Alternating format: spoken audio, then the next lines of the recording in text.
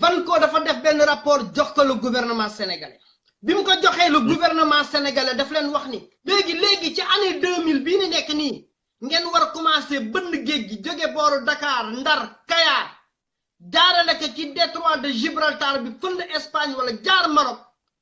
ngeen di dugal ay pipeline ay tuyau ndax ëllëg ngeen mën jaay gaz Europe mi nga xam ni Poutine sonal na leen. ndeysaan je me rappelle très bien rapport boobu li ñu gis seen tridi li ñu gis li Sénégal réserve dafa jéggi dayo xam nga bu ñu demee ba di wax pour Sénégal mën a ravitailler Europe yëpp nga xam ne ni ngi dépendre ci URSS kon war nga imaginer lan moo nekk foofu te loolu sa rapport la biñ koy indi Macky Sall était le chef de division de la banque de données de Petrosen maanaam information bu mënti ñëw na ngay jëlee sa xaalis di ko yóbbu ca banque noonu ni ñuy jëlee information bi tekk ci loxo Macky Sall kooku moom moo ñëw nekk président en moins de 3 mois. mais grand loolu si sa li ngay wax nii ni mu amee nii xam nga loolu délit d'initié lañ koy woowee mooy nga xam loo xam ne gars yi xamuñu ko en base de information yi nga yor nga jël yenn décision yoo xam ni yow lay arrangé loolu mooy délit d'initié n'est-ce pas juriste yi ok d'accord donc ñu avancé rek damay bëgg rek à chaque fois may leeralal gars yi passage yi ngay romb donc kooku moo yegsi en moins de 3 mois mu jox une licence à son frère et son partenaire Franck Timis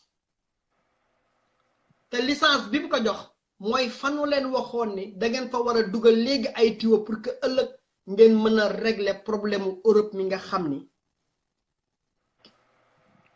Poutine mu ngay yuri seen ndoxu bakkan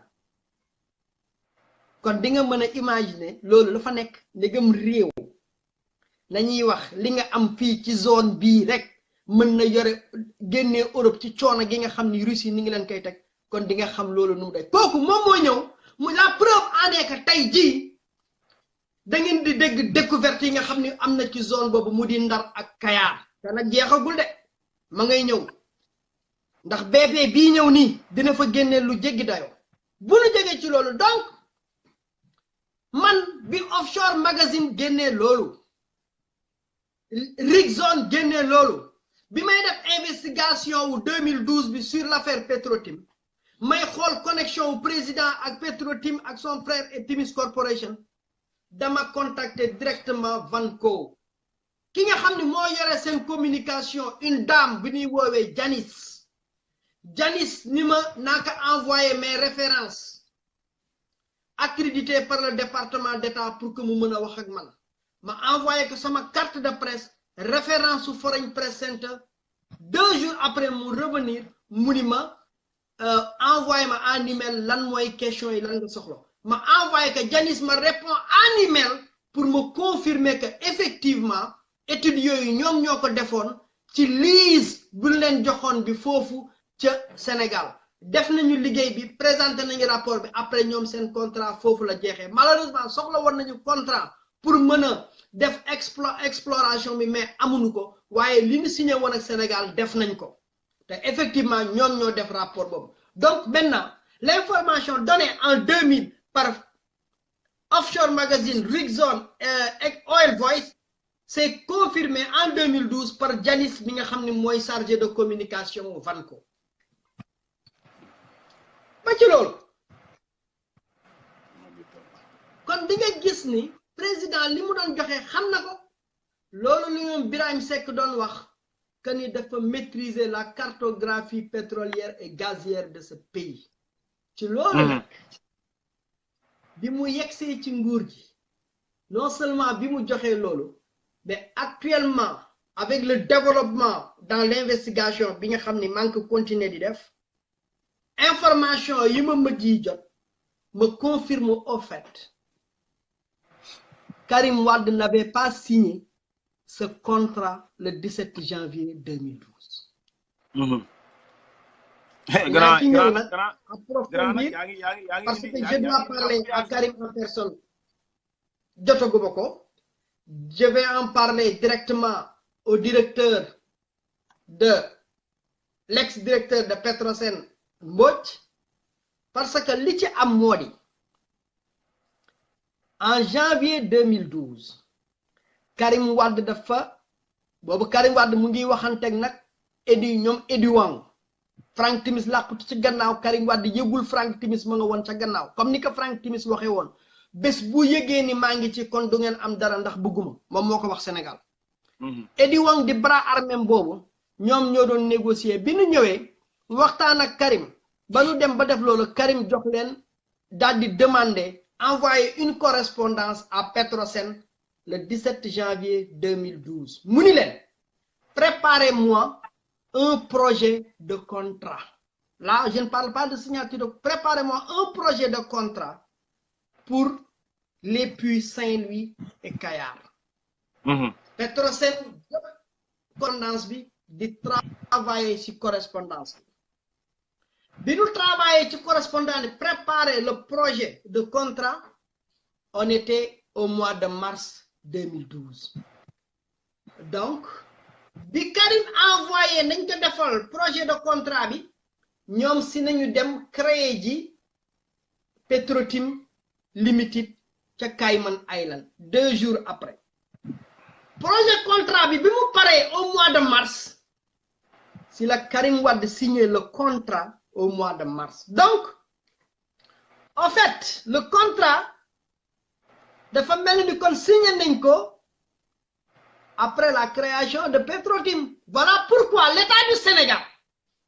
ils ne veulent pas tirer sur ce dossier sur Karim Wade. Vous voyez, si vous avez une signature 17 janvier, nous avons frôler rek dadi baye. Ali Ngouille Ndiaye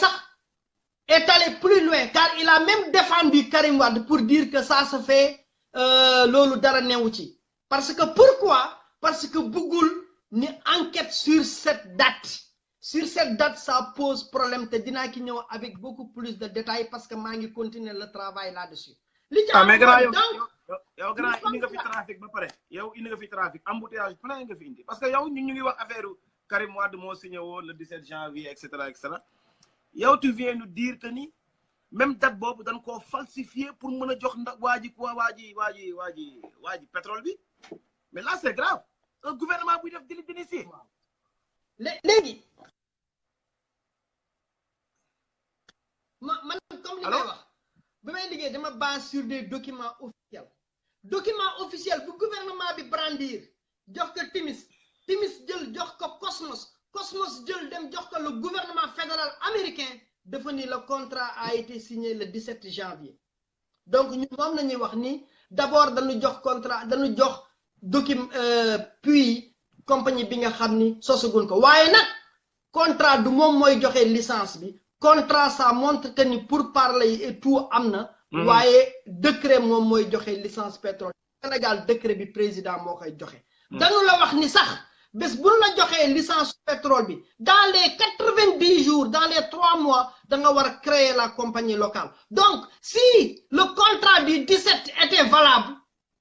Petrotim Sénégal devrait être créé au plus tard le 17 avril 2012. 2012, effectivement.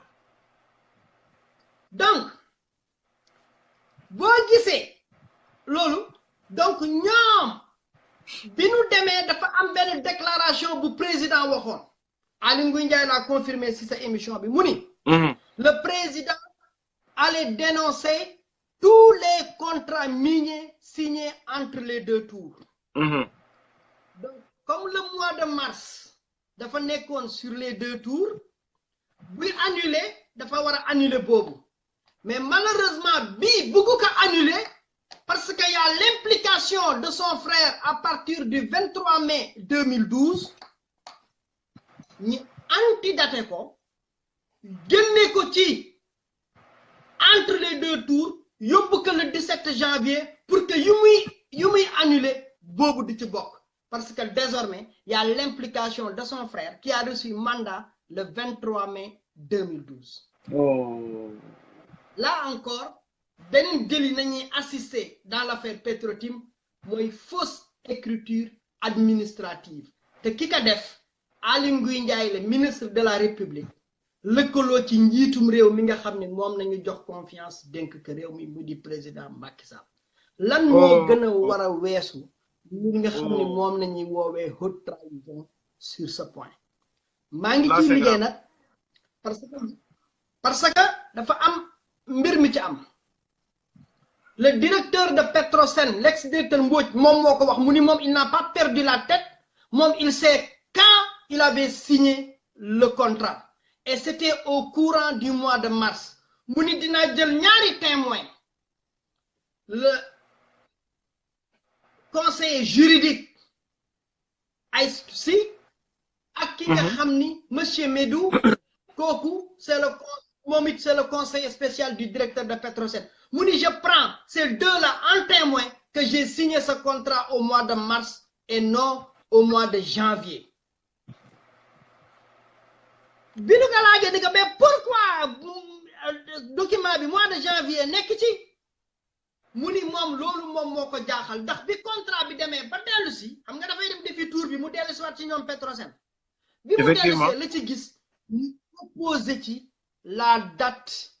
opposé ci la date du 17 janvier 2012